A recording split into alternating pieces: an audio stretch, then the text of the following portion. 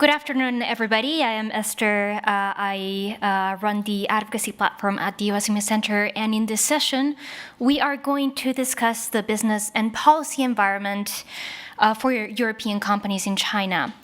I am going to be moderator and speaker, which means that I get the privilege to ask my burning questions to my co-speakers, Luisa Santos from Business Europe and Andrzej from the Polish trade agency, who is joining us, I believe, online. And I will leave, Andrzej, hi, not online, offline. And I'll leave all the tricky questions to the audience. So, without further ado, Luisa, the floor is yours.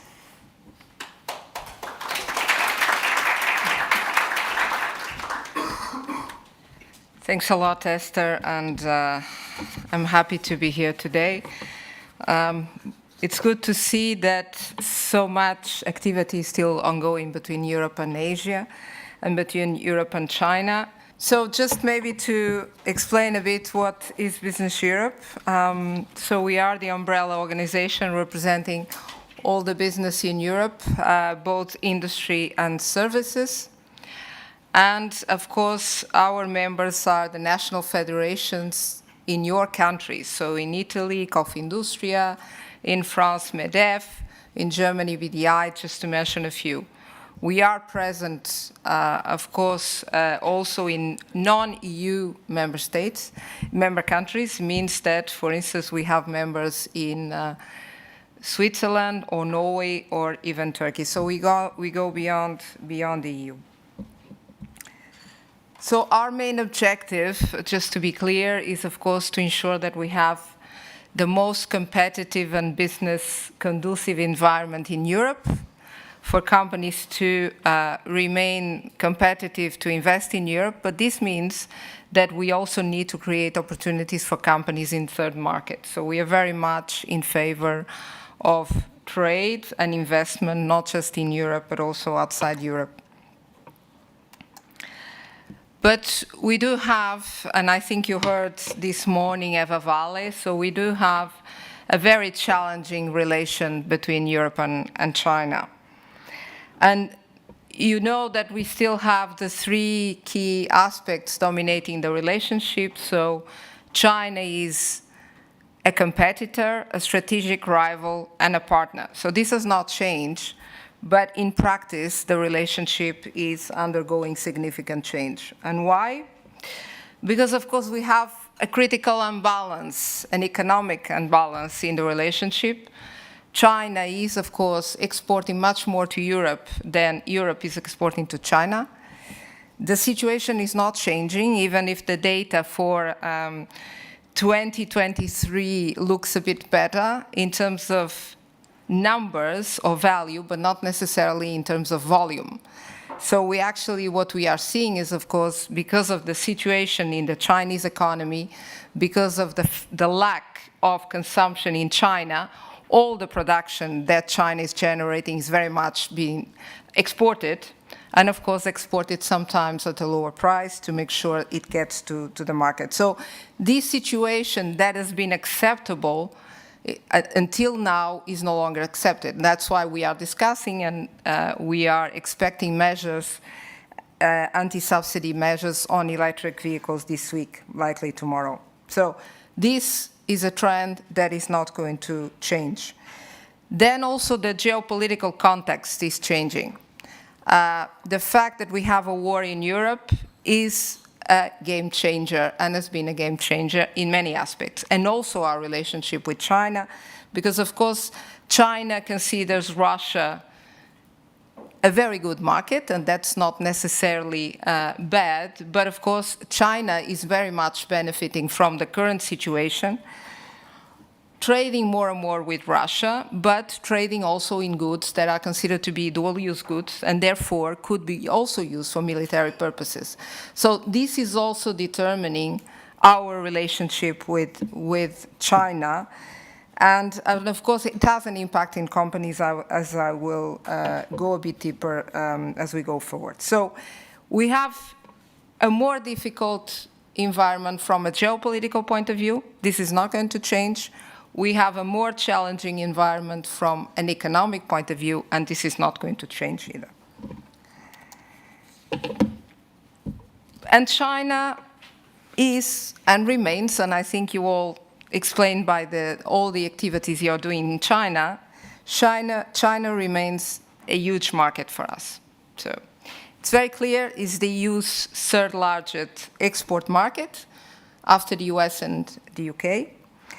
And as a trading partner overall, imports and exports, because of course China is #1 partner in terms of imports, clearly. China is the second trading partner of the EU. So it is a big relationship, very much built on trade, but also on investment. China plays also a critical role in critical raw materials, and this is very important at the moment we are, of course, in Europe, undergoing the digital and green transformation. China has a dominant position in many of these minerals, and of course, China is increasingly using the leverage it has in the market to support its business, which is natural, of course, but the way they are doing sometimes, introducing export restrictions, is creating also issues in the market, and this is something that is triggering also a reaction. And you know, in Europe, we've been talking about, we have adopted the Critical Raw Materials Act, and of course, there is more and more the intention to diversify, not necessarily not doing any more business with China in this area, but trying to find alternative sources to reduce the risk and diversify. So China is increasing competition, and you see the data from the ECB. It is now in 40% of the sectors which we see a competitive edge from China, and this is, of course, triggering reactions. So that's why what you've seen now with electric vehicles, we are not excluding this will happen again in other sectors. Also, China is a competitor in emerging technologies, and you see the data. I'm not going through them, but it's very clear that China is no longer, as we all know, just a cheap producer. China is a leading country in terms of technology development, and in many cases, even further than the EU. I mean, talking about batteries for EVs, it's clear that China, from a technological point of view, has an edge here and in many other areas. So we are also confronted with a new competition and more challenging from China.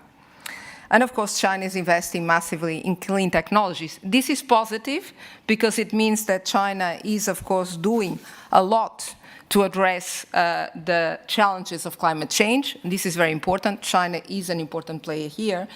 But China is also creating a lot of production in these areas, and many of these products are, of course, not being absorbed in China and exported around the world. And that's why it's also here, we're also here seeing measures and reactions. So many countries are reacting to China and Chinese policies in different ways. I just present you these two graphics. So we see a lot of industrial policy interventions. And the first one, as you see, is subsidies. What we are seeing is, of course, more and more countries are recurring to subsidies. And of course, the US is one of them through the IRA, the Investment Reduction Act. But many other countries, and even in Europe, we are now talking about a flexibilization of the state aid rules. So there is a tendency, of course, to do more on subsidies and, of course, on tariffs. The other graphic also shows that while in the case of the US has reduced dependency on China imports, the EU is actually increasing the dependency on Chinese imports. So we also see mixed views and mixed behaviors in the market on how people and how countries are reacting to China. So what can we expect in the future? No immediate change in Chinese policies. I think the state intervention in the economy, the securitization, the fact that China wants to be more and more independent will increase. It's not going to change. The reaction from key trading partners, we don't expect any change either. I mean, if we have Donald Trump as president in the US, we can expect actually in the beginning more problems when it comes to at least market responses towards China, because of course we will need to see in the long term what this will mean. China's policy towards Russia, we don't expect any change either. And of course, we have some challenges related to the EU sustainability agenda. You know, we have a corporate sustainability due diligence directive that will be implemented. This will create a lot of obligations for companies, a lot of traceability requirements, a lot of information that will be required from Chinese suppliers, and we need to ensure that we get this information. So this is going to be a major flashpoint of potential tension between EU and China. The trade tensions, we are also not expecting them to ease. Before we get there, I think we will still be confronted with increasing tensions.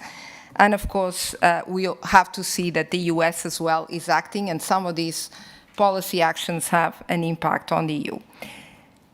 Issues like export controls, outbound investment screening, the US has adopted legislation in this area. As of January 2025, there will be more scrutiny on investments of US entities in China. And this, of course, will also impact European companies, including European companies that have investments in the US.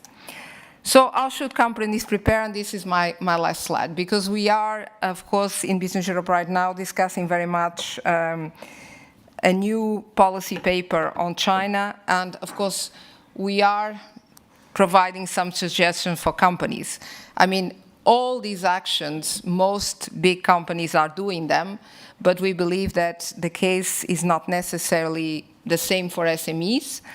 So we think that it is important to have an overall risk assessment of the activities of the companies, how much they are exposed to risk and dependencies on China or other risky markets, that they need to review their sourcing, manufacturing, IP exposure, especially when it comes to companies in critical technologies, and this is particularly semiconductors, AI, and quantum.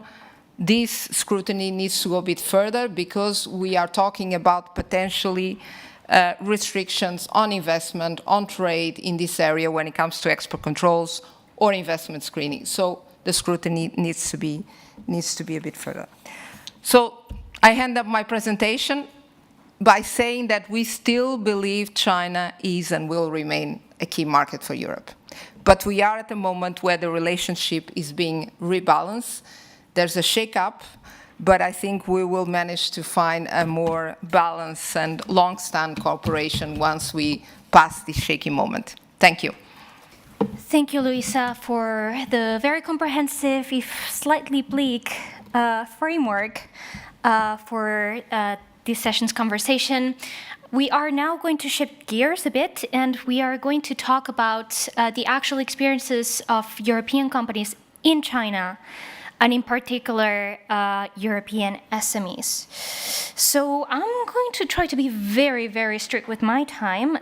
So that may mean that not all of my slides are going to be explained in detail, but they will be shared, and I will have some recommended readings at the end of my presentation that are free for download. All right. So let's set the scene. As Bonifacio mentioned this morning, we have around, 25 million SMEs in Europe. But if you look at the numbers, exporting is quite challenging for small companies. So, and in particular, exporting to China. So out of the around 600,000 companies that are exporting in the EU, only 3% are going to China.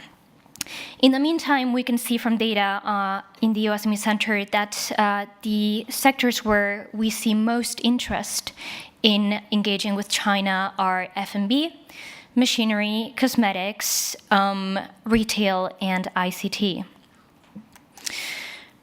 So, how is the Chinese economy? I'm not going to go much into detail on this because we have had fantastic presentations this morning, but let me just recap.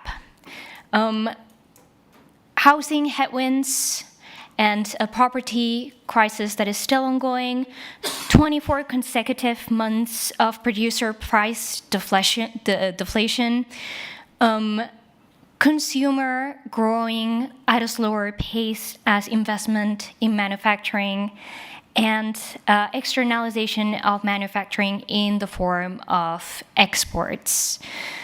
Yeah, things are not looking great in China for both Chinese companies and for European companies, which are facing quite high price pressures. This is, very understandably reflected in business sentiment, as we can see in our business confidence survey, where 68% of respondents indicate that doing business has become more difficult in 2023. And the lowest level of respondents on record, I think it's 15%, report increases in revenues. That's not to say that China is not being seen as an interesting investment destination. It's just not the top one for many companies. And what we're starting to see now is the impact of this lower business, of this more negative business sentiment. And what we're seeing here is that companies are planning to either shift current investments into China. 21% of our respondents are shifting their current investments out of China, and 26% are shifting future investments. And companies are reinvesting less in the country. And you can see here as well that the situation is not great as well for SMEs. You see here the graph, the SME Development Index, which is a survey of 3,000 SMEs in China conducted monthly, and we can see that numbers have not gone back to 2019 levels, and we're actually seeing a slight downward trend. Now, I'm going to now discuss some of the key issues that European SMEs are watching in China. Access to financing and reduction of financial burden, administrative procedures, protection of the rights of SMEs and HR, and maybe a newer one, managing the transitions. Access to financing, we all know that it's more difficult for SMEs, and the government knows that, so they have been trying for years to address this. However, we're talking here of a structural issue, right, where to banks, bigger companies, SOEs are perceived as being more reliable and less risky. So, the loans go to these companies. And while our business confidence survey shows that 9% of respondents indicate that financing is a key issue, the numbers increase when it comes to SMEs, in particular because they do not get loans because they don't have collaterals or because their movable assets are not being accepted. Administrative procedures. I of the generation that still remembers how proud Chinese policymakers were of China's improving rankings in the World Bank's Ease of Doing Business Index. Of course, that was before the index was closed down because of a little scandal in terms of accounting. But the reality is that, yes, European SMEs do report that there has been an improvement in terms of cutting of red tape in the past few years. However, 1/4 of companies still report that they have trouble obtaining licenses and with approval requirements. Protection of the rights of SMEs. Okay, let's go with IPR protection. According to our business confidence survey, we have seen an improvement in terms of the written laws and regulations in China on IP protection. And of course, a lot of it is owed to the fact that Chinese companies themselves are becoming more and more innovative and so are more vulnerable to IP infringement.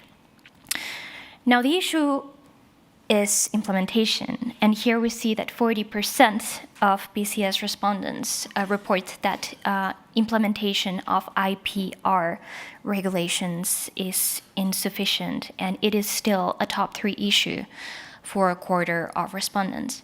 Another big issue in the past and still it has been late payments, where SMEs traditionally have limited negotiating room when drafting contracts with bigger companies. And yeah, when it comes to, pushing their bigger clients to actually pay. And again, here we see that the government has taken note of that. And for instance, in the past few months, we have seen Supreme Court analysis and documents coming out and saying, look, we are still seeing issues when it comes to big companies, paying late to smaller companies. So hopefully we will see some progress in implementation, not only in regulation, in the coming, in the near future. HR and talent attraction and retention. I was reading today an article providing some data on the foreign population in Beijing. Beijing is a city that has close to 22 million people. Guess how many foreign residents there are? 22,000. 22,000 in the capital of China. That represents 0.001% of the total population. Just for comparison, Tokyo has 4.2% of residents that are foreigners. And let's just not even talk about European capitals, because my own city, for instance, Barcelona, has 25% of its population that is foreign. And yeah, it's similar numbers in other European capitals, for instance, Berlin. So yes, international talent attraction and retention is an issue for European companies, and in particular for SMEs. And maybe just to not be, completely negative, and to bring a bit of a bright spot to the conversation, we have seen a couple of positive developments in 2023 and 2024. And I would say one of the more important ones has been the relaxation of visa requirements for some countries, as well as the extension of individual income tax exemptions for foreign nationals. Again, baby steps, but any measure to support international mobility in China is more necessary than ever, particularly when we consider the siloing trends between European company headquarters and their China operations. Again, exchange of European and Chinese employees becomes more necessary than ever in the current environment. So, two emerging fields where SMEs are increasingly engaged in paying attention are the twin transitions, the digital transition and the green transition. And here I don't want to say too much, because we will have 2 excellent sessions coming up with the actual experts. But what I want to point out here is that first of all, SMEs, surprise, surprise, face increasing or maybe a bit more of a challenging situation when carrying out the green and digital transition than their bigger companies. And they also face slightly different challenges. So for instance, if you look here at the graph, that comes from a survey on big and small companies. You can see here that, again, big and small companies report slightly different priority issues or priority challenges when it comes to facing the green transition and implementing the green transition. So I'll stop here. I have 3 minutes and a half. I'm very proud of that. But don't worry, we will have the Q&A session if you have any requests for clarification. And as promised, my recommended readings, SMEs in China, the Policy Environment Report, and the Position Paper 2024-2025, in particular, the Interchamber SME Working Group Position Paper. All right, that's all. Andrzej, the floor is yours.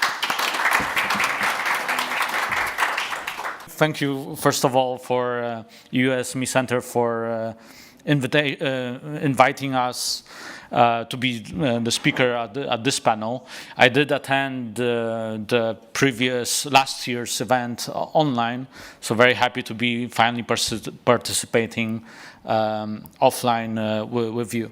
So thank you again. I do represent Polish Investment and Trade Agency. It's a governmental body in Poland encompassing trade and investment part. So I think this is also a very unique thing within other TPOs or IPAs based in Europe. So just to make the presentation short, it will be a very background information on our agency, how we do it, why we do it, and I'm very keen on talking together with fellow panelists on responding on your questions. So definitely, as I mentioned before, the export promotion and the investment promotion is encompassed into our agency. Definitely, our office, which I govern here in Shanghai since 2010, is very crucial into bringing also the investment side of Chinese companies into Poland and Polish entities working or investing into China. Also the promotion part, so very happy that EU SME Centre, EU Chamber of Commerce, EU IPR Centre are our great partners within the promotion scope and disseminating information about China altogether to Polish entities. We did a lot of events in Poland, in Warsaw, also online. We do also promote through information dissemination and report translation into Polish to make it easier for Polish companies and Polish entities to gather the knowledge on investment and on trade into China. Just to give you a quick numbers of our agency's 2023 goals or deals. As for the investment part, we did manage 7.4 billion euro investment into Poland, which created 20,000 jobs. This is the investment part, but the more crucial one is the export promotion. And we do really hand in hand with the Polish companies help them out to seek into potential and fruitful deals and openings in the Chinese market and overall over the globe. So we did manage, myself and my colleagues, all over 50 offices abroad. We did manage over 620 deals. Big or not, 205 million Polish zloty. It's roughly about 50 million euro. I did manage. I did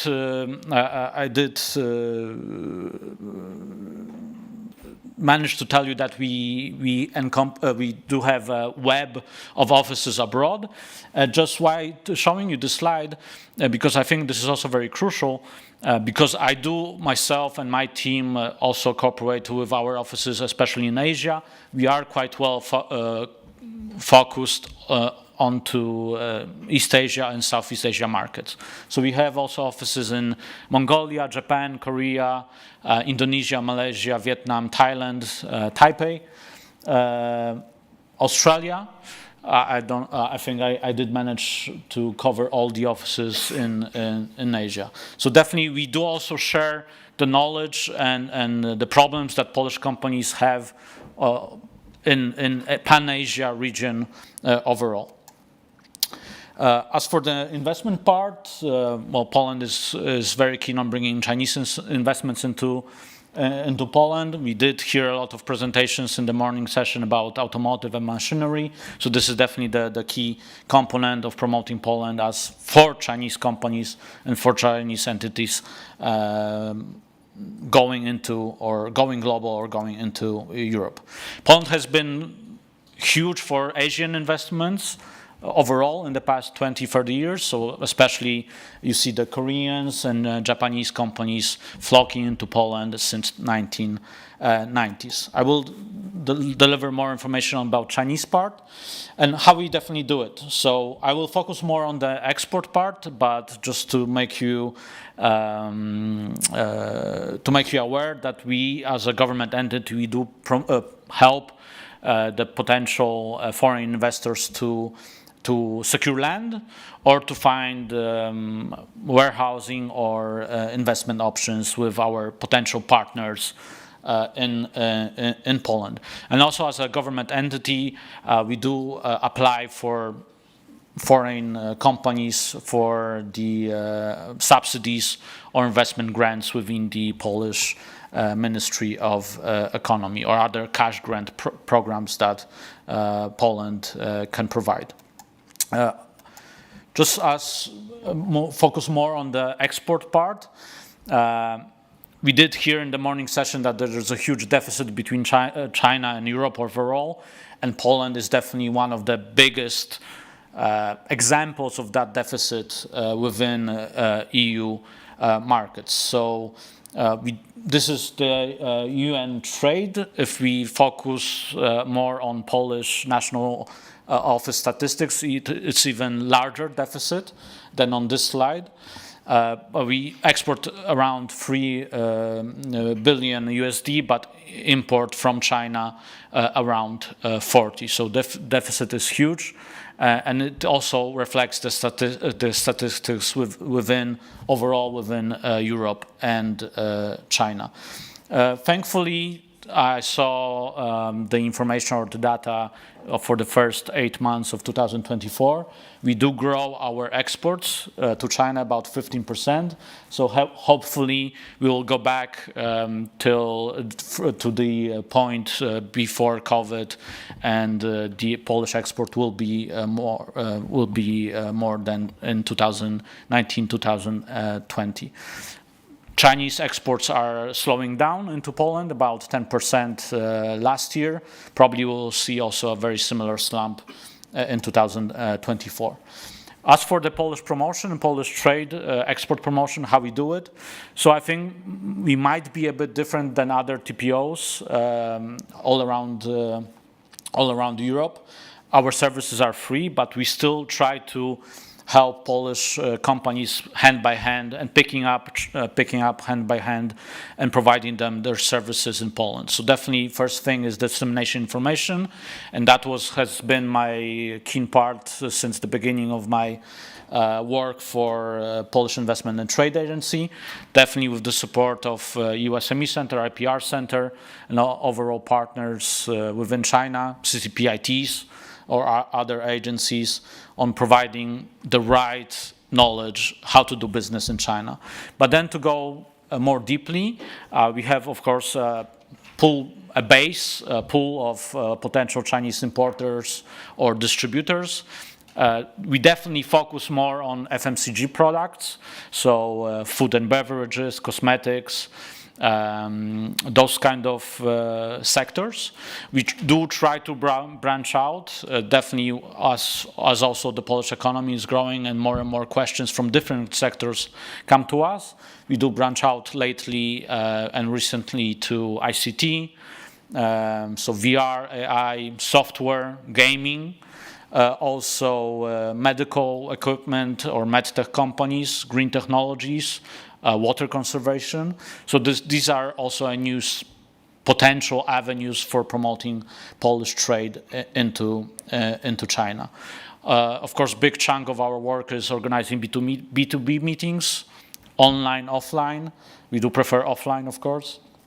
And trade missions and and overall business missions and trade shows into China.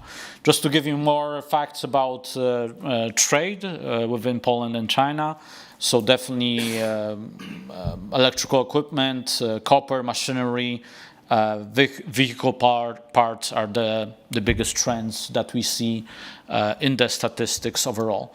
Just to show you a few pictures of the events that we do. Of course, CIIE, that will be coming next week to Shanghai. The first edition, 2018, Poland has been the biggest participant from EU. We had over 80 companies, 200 people coming in November 2018 from Poland, 6 pavilions over 1,000 square meters. But we do branch out into different other sectors. In Cosmoprof in Hong Kong, China High-Tech Fair in Shenzhen is also one of our bigger events with Polish companies in AI, VR, machinery 4.0 industry also coming to that event. I just came back from Warsaw in the beginning of beginning of October, and we had, I think, definitely the biggest event for SME promotion in Poland, organized at the Polish National Stadium with over 5,000 SMEs and companies participating in Warsaw. So I think it also makes one of the biggest events, SME promotion events, also overall in Europe, where all of my colleagues from other regions and countries also came into Warsaw, and we had B2B meetings with all the Polish participants and talking about how to bring them into our perspective regions. In 2 days' time, I had over 100 meetings with Polish companies. What is different also from this was already the 5th event that we did in Warsaw. What was different from the previous editions, definitely the sectors that we managed to talk to. As I said before, 70–80% of our work is focused on FMCG, so food and beverage, cosmetics. But we did see this year especially more Polish companies into high-end sectors, medtech, pharmaceuticals, startups even coming to us and asking for information about China. So definitely this is also something new for us, with all the geopolitical landscape happening on all the talks about how doing business in China overall is deteriorating. Definitely will be a more challenging aspect to promote and help those companies to work with Chinese partners. But we are still willing to do that. As for the confidence, I think the confidence within the Polish business community and Polish companies overall is strong. Of course, the numbers before COVID were much bigger when we organized any trade events or trade shows. We had 30–40 companies coming over to bigger events. Now we have a dozen or more. But still, I think the confidence and the companies are still looking into the potential of Chinese markets. So, of course, we did cover a lot of geopolitical topics in the morning session. But if you talk to the companies directly, I think, and I strongly believe that there is still a great potential of cooperation. And of course, we are here to help SME companies. Definitely, with all what's happening in Chinese market, it might be more work needed for SMEs to securely work with China and export to China. We do also see quite a strong trend of Polish companies establishing entities in Shanghai and in China overall. It started a few years back with import-export businesses, companies asking us how to establish companies, establishing WUFIs. But now we also do see a trend, and it coincided with our meetings here in Warsaw, in Poland, that manufacturing also coming into the Polish companies, manufacturing also coming into China. Automotive, textiles, machinery So this trend was not, I have never seen it before, although I've been working in the agency for over 14 years. So this is also a very potential and a key consideration from Polish companies that are with us as an intermediary looking into the Chinese market. And a QR code if you want to know more information about Poland and our agency, and hopefully we can answer more of your questions during the panel. Thank you. All right, so we find ourselves with the luxury of 25 minutes for Q&A. So I will take advantage of the privilege that I have as a moderator, and I'll maybe shoot a couple of questions to each of you, and then we'll open the floor to our audience on and offline. But maybe let's start with you, Luisa. You have mentioned in your presentation that as an organization, you aim to advance the interests of European industry and to improve the overall competitiveness, both in Europe and in the world. Now, competitiveness, we all know, has been the name of the game in discussions in the new Commission, but also in strategic exchanges among member states on basically the agenda for the next 5 years, right? And we have seen this in the Draghi report, to which I understand Business Europe has contributed. Now, my question is, when it comes to China, there are a number of aspects where European industry competitiveness can be improved. There is the trade policy aspect, and there is the industrial policy aspect. Could you elaborate on maybe what the views from European industry are on the current debate on industrial policy, on trade policy, and what their recommendations, what their asks of the European Union would be? Thanks, Esther. Well, I will, it's a very complex question. I will only mention the part of Europe and maybe a final point on China. I think in terms of what we want from Europe is very clear. We have issued a paper just before the elections called Reboot Europe, where we set our key priorities. Number one is to try to address the weak points in Europe's competitiveness. So what are the points where we are faring badly as compared to the US and China, as mentioned in the Draghi report? They are basically on energy costs, where we definitely have, we compared to China and compared to the US are in a much more difficult position, so we need to address that issue. Even if we adopt all the measures we are proposing, we will still be confronted with a situation where we will likely have higher energy costs, but the difference will be lower. The other aspect is, of course, trying to accelerate the investment, especially in green technologies, and this has to do a lot with permitting procedures that are still long. So we also want to accelerate those. Then, of course, there is the whole debate about the regulatory burden. I mean, what I'm going to say is not new. We do have a lot of legislation that was put forward in this commission, mostly to implement the Green Deal. A lot of this legislation is not over yet because we have adopted the main legislative act, being a regulation or directive, but we still have implementing regulation coming up. So we will need to make sure that this implementation is done in a way that safeguards our own competitiveness. And we are looking at that in Business Europe right now, which areas we believe need to be improved, which areas need to be addressed in terms of too much cost and too much reporting requirements for companies.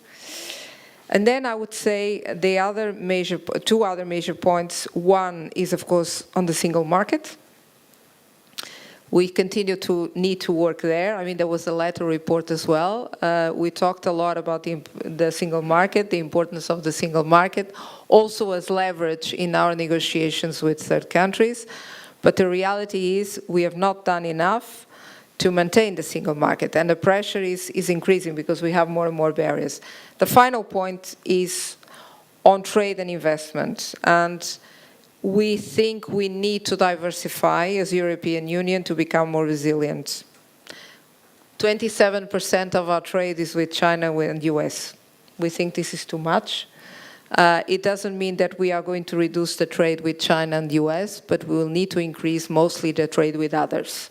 And this means that we will need to conclude those trade agreements that we've been negotiating, Mercosur, Mexico, potentially conclude with Indonesia and India. And finally, when it comes to China, as I said in my presentation, China will remain a very important partner for Europe, but the relationship is changing. And China needs to understand that Europe now has a different way of engaging. And while China doesn't understand this, we're going to have a very difficult debate. But I think in the end, China can contribute to Europe's competitiveness, for instance, on raw materials, but also on technologies where China has the lead. But it needs to do this in a different way. It needs to allow more European companies also to be present in China, in markets, for instance, on procurement, that are still closed, medical devices, for instance. And we also need to embrace Chinese investment in Europe. I think this is part of the equation, is also a way of China transferring technology to Europe. So we will find a balance, but we are still far from that point, I would say. Thank you, Luisa. Andre? So, I mean, I don't think anybody will be shocked if I say that China as a market is not the same market as 10 years ago. And perhaps the type of European company that can survive and thrive in this market is not the same as 10 years ago. But conversely, Chinese companies and the mix of Chinese investment into the EU, as we can see, for instance, through excellent reports like the Merix and Rhodium Group, Chinese FDI in Europe report, it's also not the same. I mean, we see perhaps lesser SOEs investing into Europe.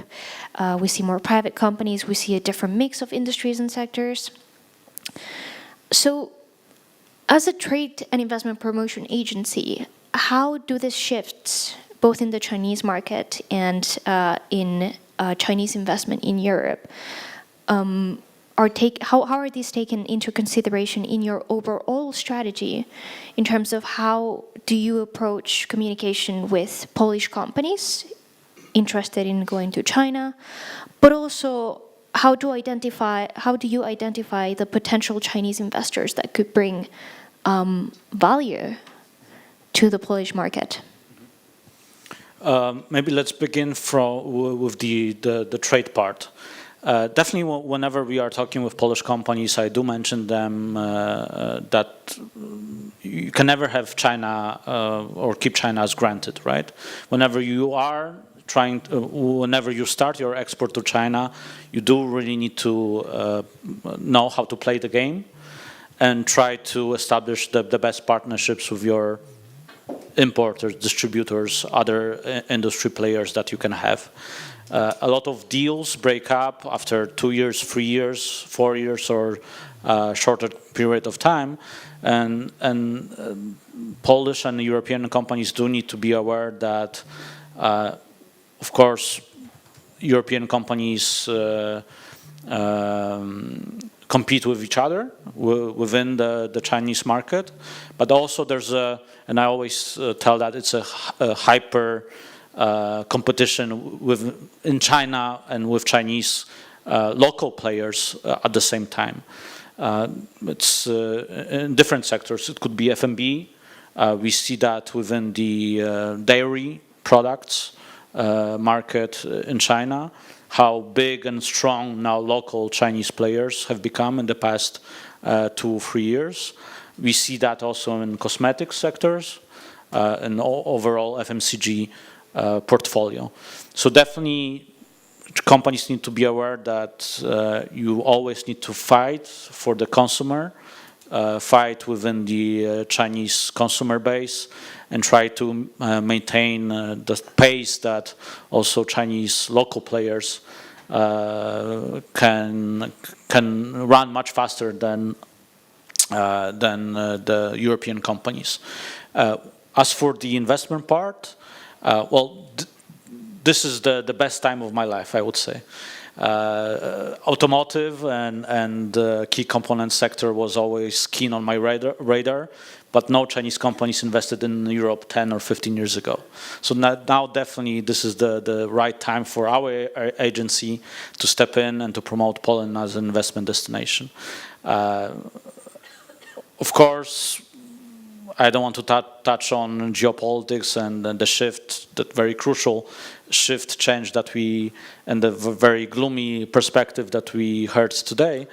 But definitely, as Luisa mentioned, we need to find the sweet spot, how to maintain the relationship with China, also within the investment part, investment into crucial European competitiveness.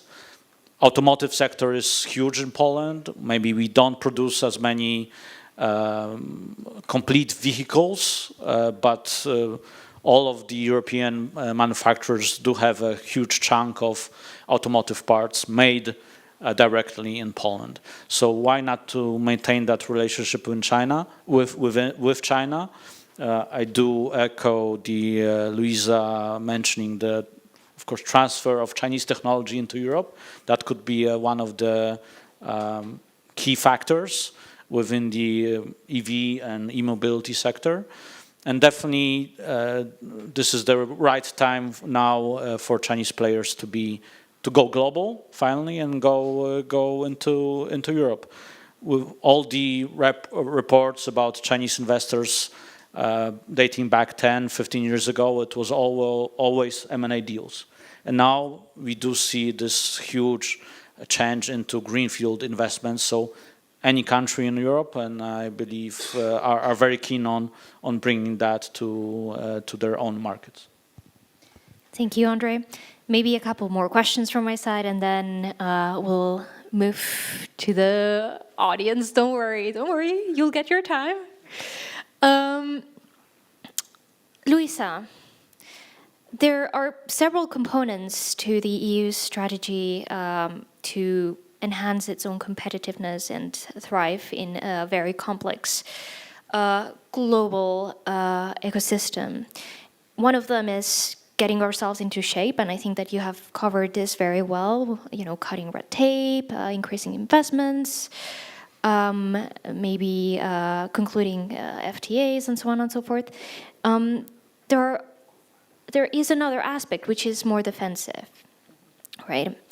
And we have seen in the past few years that the EU has developed an extensive toolbox to address imbalances in trade relationship, to monitor investments that could be potentially seen as a threat to national security, and also to achieve a level playing field in the EU single market.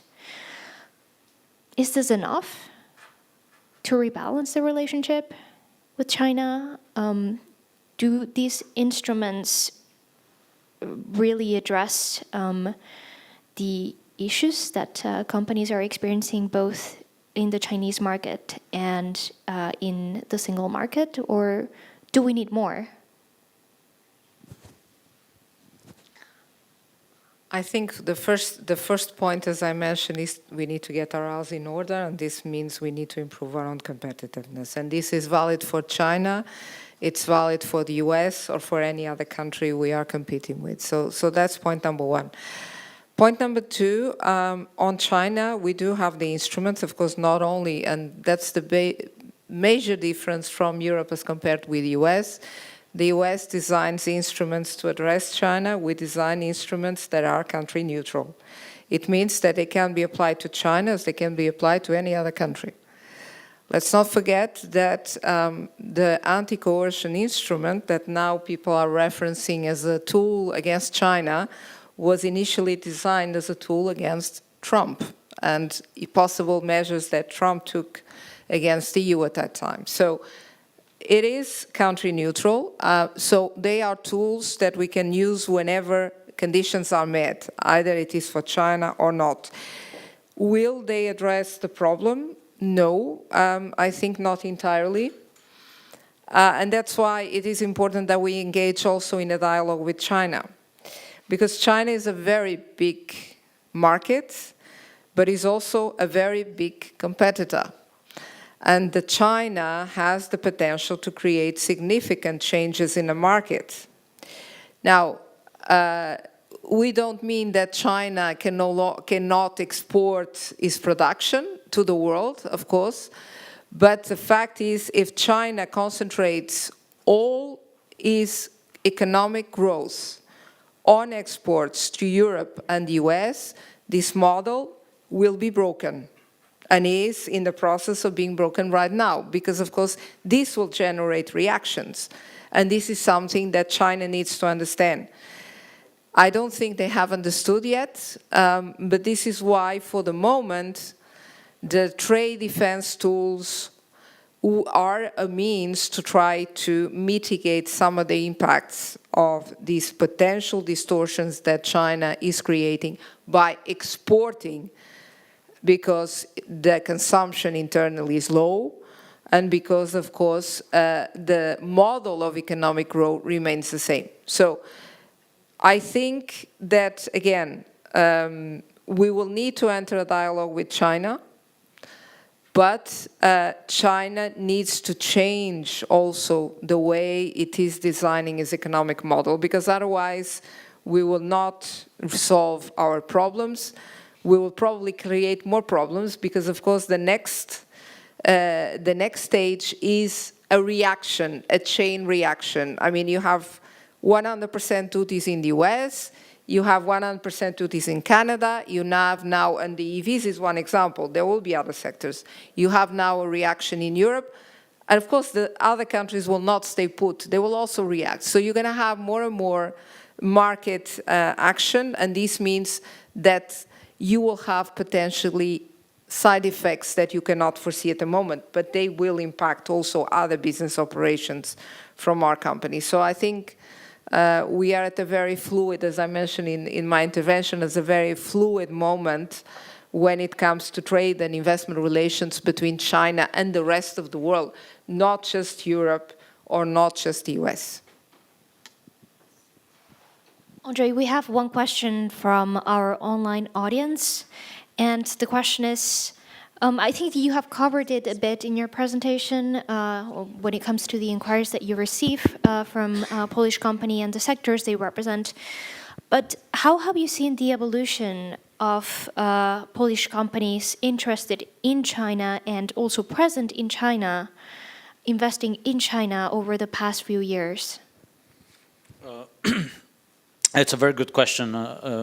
Unfortunately, Poland as a whole, or Polish companies, do not invest in China in huge amounts or huge numbers. This is also a structural problem of Polish companies investing in Asia overall, and China is a very crucial, crucial point in that agenda. We do have a few Polish companies that established their businesses 15, 20, 25 years ago, especially in the mining industry, mining machinery. They are still operating in Shandong or places around Beijing. But we do see a strong shift into either Polish companies establishing WOFIs, of course, import-export, or doing business within China to other Asian regions and East Asia and ASEAN. So this is one positive effect, especially after COVID. And there's also a new shift that within also the Polish economy growth, Polish companies also grow and try to be more globalized and playing more global in Asia. Automotive sector is one crucial example. We do see a strong push from Polish companies into that in China. They very frequently cooperate within the automotive space with German entities or Italian entities in China, and they also get pulled into that market within their partnerships overall globally or within EU. So this is a very strong positive effect that we see right now in our office and the questions that Polish companies ask us about investment into China. As I mentioned before, during that two-day meetings with over 100 companies in Warsaw, within that business forum our agency organized, there was a strong new thing within the more crucial or more high-tech aspect within the Polish SMEs. And pharmaceuticals was one, and medical equipment was the second one. So I think there's also an overall push of Polish companies after COVID to be more globalized and playing more strongly also in Asian and Chinese markets. Thank you very much. And now we open the floor. Thank you very much. Well, allow me to take off for a while the head of the European Chamber and where was one of a European SME operating in China. You both talk a lot about European competitiveness, and of course we are all aligned that we should work on it. In the same time, we have a full understanding that the Chinese company are nowadays more advanced in some critical sector, technology and areas. So we definitely have opportunities now to catch back on those areas which are relevant to the Green Deal or our competitiveness, maybe in a faster pace if we could cooperate with the Chinese companies. But my question, being based in China over 20 years, I lost a little bit of the sentiment here. Do the European company realize that there could be room for cooperation in those areas?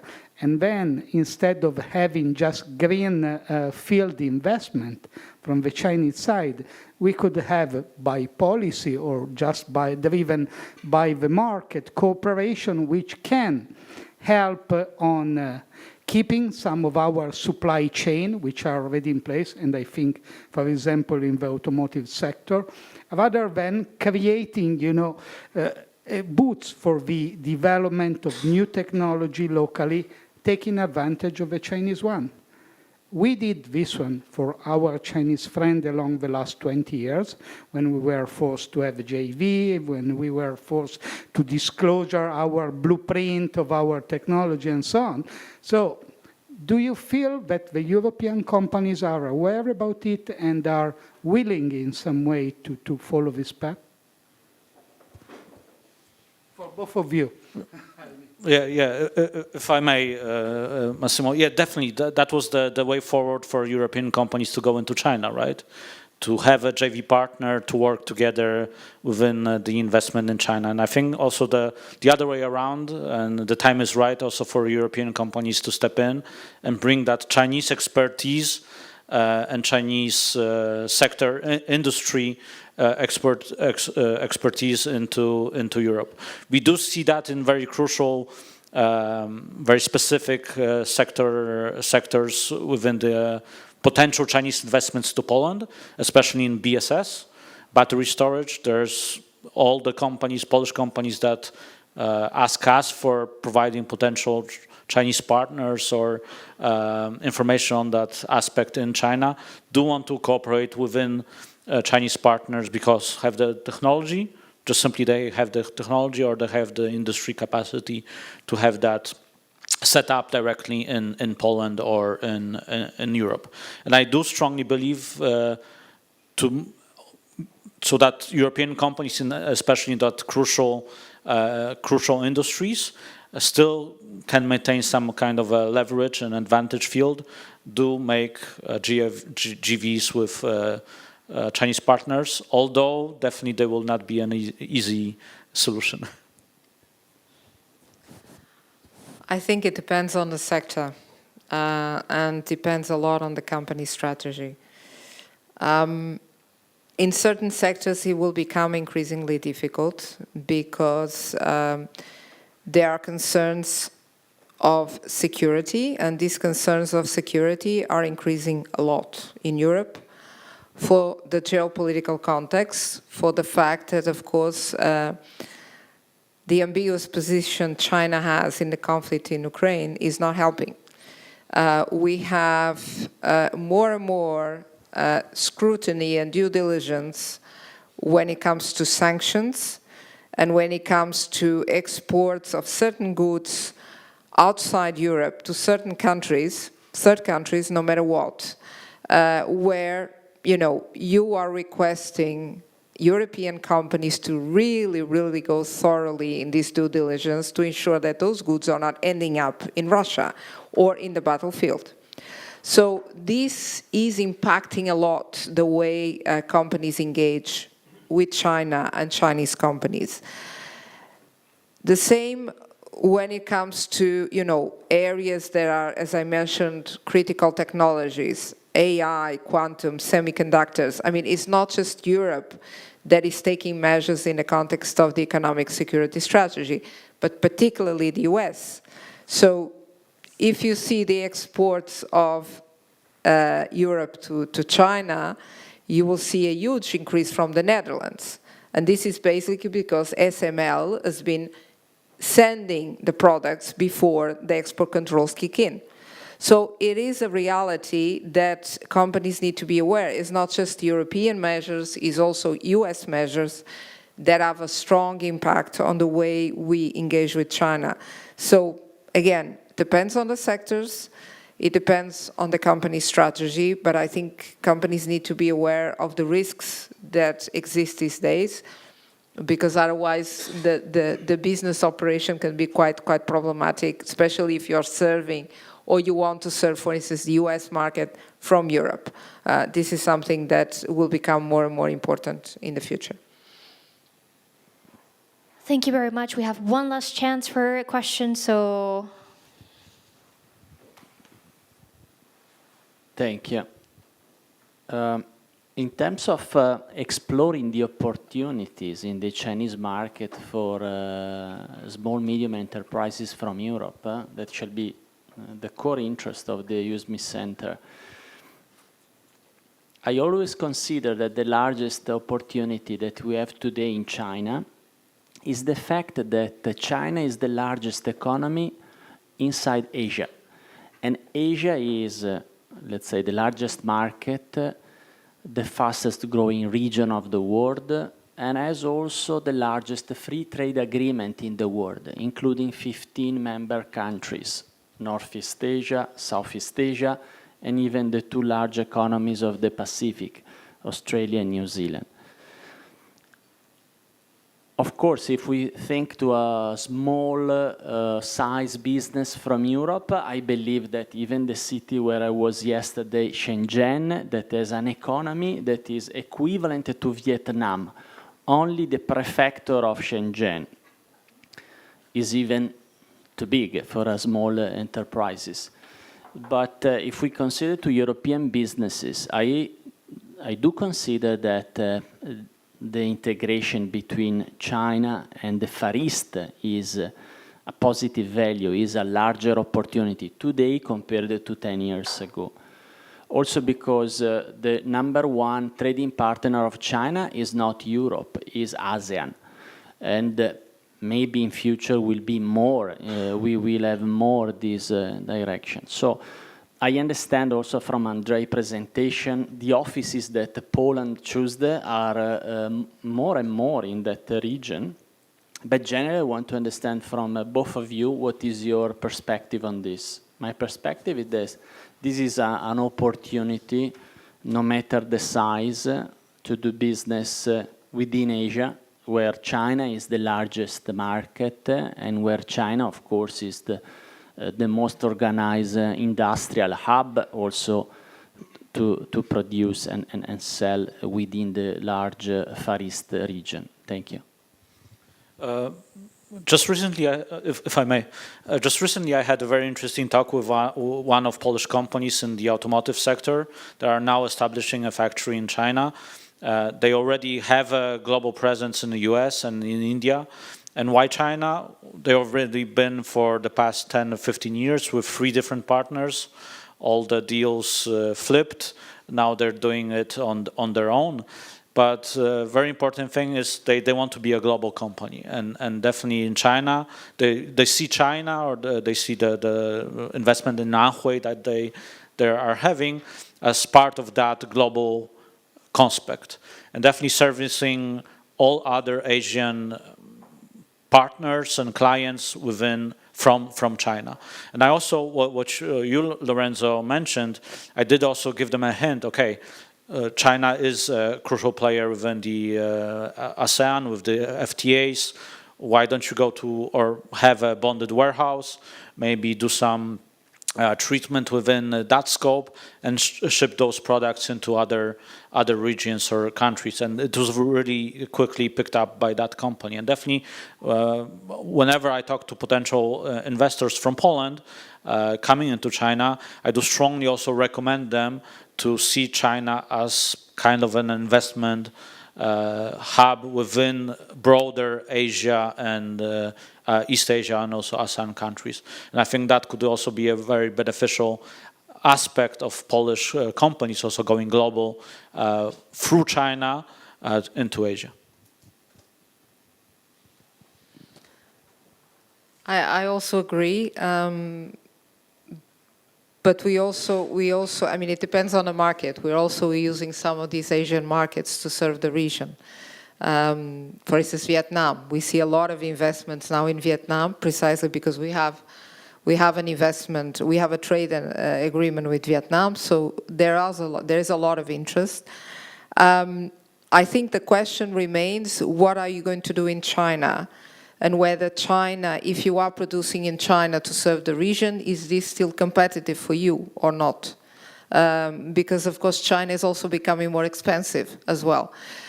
So it depends a lot on what you want to do. If you want to serve the Chinese market and in the process also serve other markets, you need to see which kind of product you are serving, because China is expensive right now. So if you want to serve a country that is lower in terms of revenue, it might not be the best option. But if you want to be in China also to use the opportunity of developed technologies there that can be used also for other markets, that I think you have a point. So again, it depends a lot on the segment of the company, on the product you are, and exactly what your strategy is for the region. But there's one thing Esther already mentioned. I mean, the attractiveness of China also for foreigners is reducing a bit.